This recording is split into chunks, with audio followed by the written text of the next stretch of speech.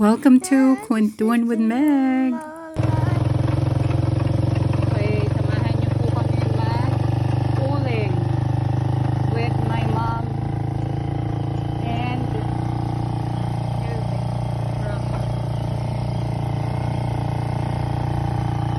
anong gagawin natin, ma? Mag-uuling tayo, pero yung uling na yon is ibebenta para gawing carbon. Saan ginagamit yung carbon? Sa mga battery ng sasakyan. Ah, okay. Uy.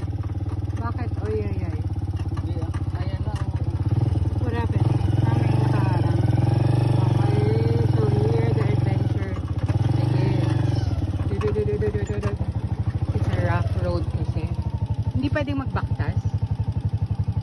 Baktas ka. Harayo ba?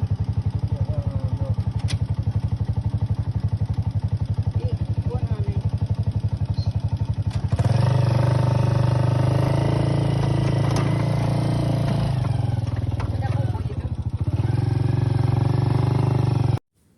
So, ayun na nga po, no?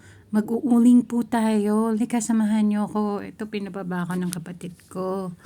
Ayan, para mabidyohan ko daw. Yan, kasi maganda rin naman kasi, no, na may nagbe-video. Melvic kasi is also, he wanted to be a content creator. Kaso lang na naaliw masyado sa ML. So, ayan, tayo ay mag-uuling. Alam nyo ba kung magkano na yung gas? 1,200. And it could go up to 1,500 daw. So, maraming gamit yung uling. Pwede siyang gawing pangluto, of course. And yun nga sabi ni Mama. It is used for carbon, for battery and all that. And we'll also see later on kung para saan din yung gamit nun. Ayan, kaya tara, dali, let's go! Medyo malayo siya kung lalakarin. Hindi naman masyado, pero this is, for me, hindi siya malayo. Kasi yung Ganay from Ali is malayo. So this one, napakalapit na lang to for me. Or for them, kung sanay na maglakad. Medyo maputik lang this time. Pero good thing that I have boots with me. I mean, I'm wearing boots this time. Ayan o. Ayan o. Diba ang putik? Ang hirap dumaan yan ng nakaganyan. Kaya mas gusto ko rin maglakad. Kasi mauga eh o. Alright. Okay. So ito na nga. I'm so excited at that time. Kasi syempre, hindi ko alam yung mga ginagawa nila dyan. Yung mga avail time nila, hindi ko alam yung ginagawa. So, that's what they're doing. Alam nyo pa, may side hustle pala, no? Dito sa probinsya, you could do, or you could, make uling as your side hustle. And, I guess, I'm not sure if I can do it on this video, but I guess on part 2, doon ko siya malalaman natin kung magkano ang kikitain nyo pag kayo nagbenta ng uling. You can also use it as sungo. Kung halimbawa wala kayong pambili ng gas, gagamitin nyo na yung pangluto. Diba? We're here? Okay, good. Tapos, Hay naman ang MC maging titinawan. Allah!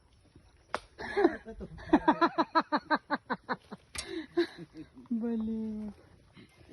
Yes, tawang-tawa yan. Ito yun. So, anong ginawa dyan? Ito, so ang unang nangyari kasi, ginawa mo ng lukad, nagkopra. Ibig sabihin, yung mga laman nitong bagol na to, yung laman nito is yung nyog, diba? Ginawang parang sabi nila, or anong ginawa? Siya, parang niluto. Tapos yung laman na yon is yung kopra, binibenta rin.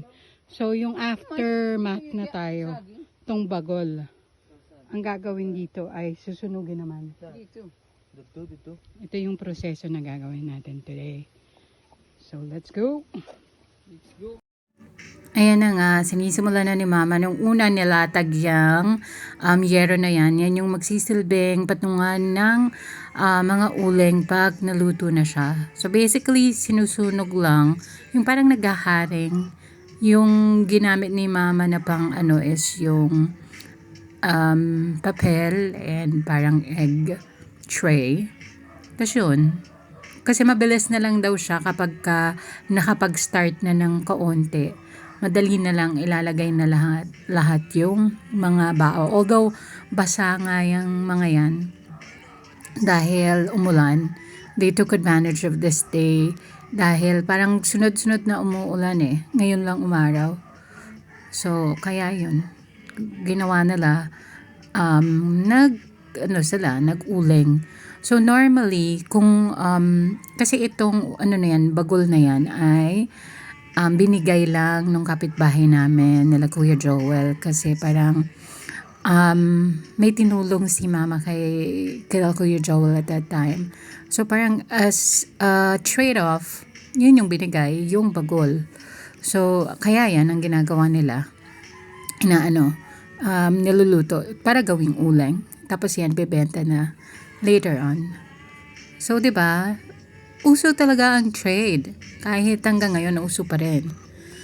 We just need to, do good so that someone else could see that and use it as a trade-off. Kung merong service or serbisyo na tinulong ka, siguro as, parang as a thank you, yun yung ginawa. Nagbigay sila ng bagol. Pero kung halimbawa walang ganong gestures, kung bibilhin daw yung bagol na yan, that's worth 200 pesos. Nga ganon. Wala naman akong ginagawa. Wala. Dudubli pa ako nung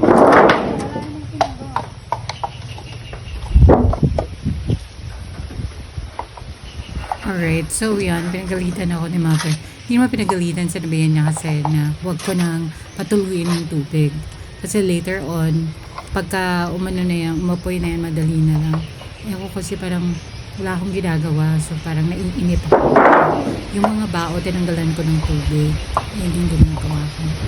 So, ayan, si Mother ay nag-ano lang, parang nag-ano nga lang ng pinapaapoy niya lang yan. So, makikita nyo mamaya, mabilis na lang. Ipapatong-patong na lang. Ang mahirap lang dito ay mausok siya. So, nagtanong ako nito kay Ma'am kung pwedeng mag-mask, pero it's not advisable kasi ang tawag nito, yung magmamask ka, sa mata naman mapupunta yung usok, so bali wala. Ang gawin mo na lang, ikaw na lang yung umiwas. Kasi mahirap masaktan. I mean, alam mo yon, ikaw na lang dapat umiwas kasi wala namang isip yung uso kaya ikaw may isip ka, so ikaw yung iiwas. What the fudge? Ayan, yun yung mga collections ng bagol or ng bao. Ayan yung sinasabi ko, mga worth 200 pesos. Ayan.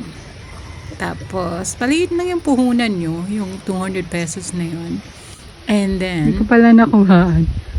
So, ang mother ay si Ma'am. Pinapadingas muna yung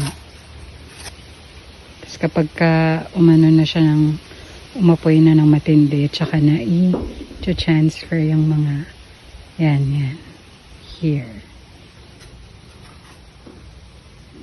Tapos habang ang mother ay busy, ang brother busy din mag-MA. May offline daw sa MA. Yes, sir.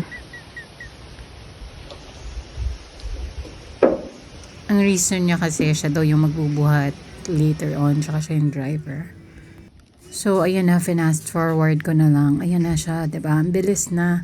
So, ang bilis lang. Kasi, once na umapoy na yung 4-5 na yon, na kaninang patong-patong, dire-diretso na lang, lalagay nyo na lang yung mga bao. Kaya, ang mahirap lang talaga is yung usok masakit sa mata. Ayan siya. So, yan lang. Iintayin lang siya na lahat. Ayan, pinag-i-itcha. Ako nag-i-itcha kasi masakit nga sa mata pag malapit. So, kaya, yan, itcha-itcha na lang. And, tsaka mainit, madarang. Hindi naman mainit yung area kasi mapuno, pero this one, it is mainit talaga dahil sa apoy. So, after nyan, yun, mag-igib lang tayo para basain na, patuyuin na yung mga uling. Kasi naging uling na siya, no? Pero syempre, para ma-transfer siya, kailangan basa. Yan. So, samahan nyo akong mag-igib. Yan, nag-iigib ako. Medyo malapit lang naman. So, samahan nyo ako. Dati sa mga, sa mga gantong area, takot na takot ako kasi pag mahaba yung yung mga damo, looks like may mga ahas kasi, parang ganun. Pero, ever since I've been here or I've been to Ganay, parang I'm one with nature. Wow. Shut it. Hindi, seryoso. Medyo nawala yung pagka matatakotin ko. Medyo lang. Ayan, medyo nahirapan ako dito. So, kasi may hawak-hawak akong telepono So, ayan, after ko na ilagay yan, tatabi ko na yan siya. Ilalagay ko somewhere. So, para maayos din. Para maayos kung makapag-igib. Ayan, medyo natutuwa ako dyan kasi nagbubuhat ako ng dumbbells. Pero this time, parang okay lang sa akin na magbuhat ako ng balde. Kumbaga, magaan na yan for me. Wow, feeling.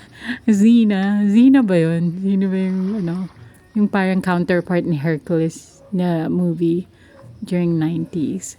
Xena yun, alam ko, Xena. It's a series. Parang gladiator sila, ganyan. Anyways, ayan. Tubig na yan, ibubuhos lang yan doon sa uling. Andun sa bagol. Ayan.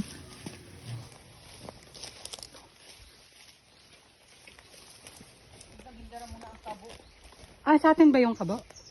Oo. Para magkabo dito kay wala magkakami. Waad to kay bang halimitan. Babaran pa naman sa tubong.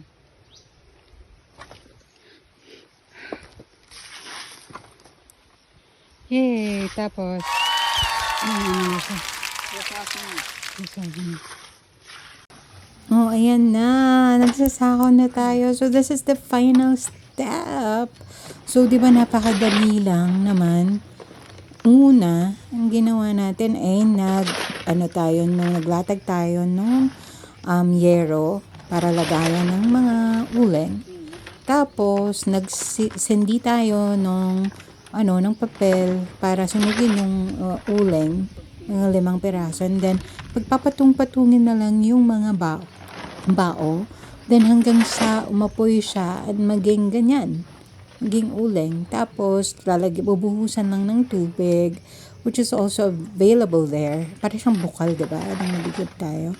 And then, ayan, kinolect na natin gamit ang pala. And, pwede rin kamayin sa mama kinakamay niya. Pero, syempre, matagal yan. So, we have to use pala. Ang galing ko dito. I'm so proud of myself. I'm part of the, I'm part of the farmer team. Wow, I'm so proud of you, girl. You're officially a farm girl. Yes!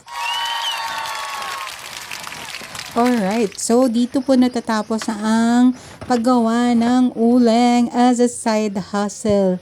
Tapusin natin to, and then next is yung pagbenta ng uling, kung magkano yung kinita, and then kung paano magbenta.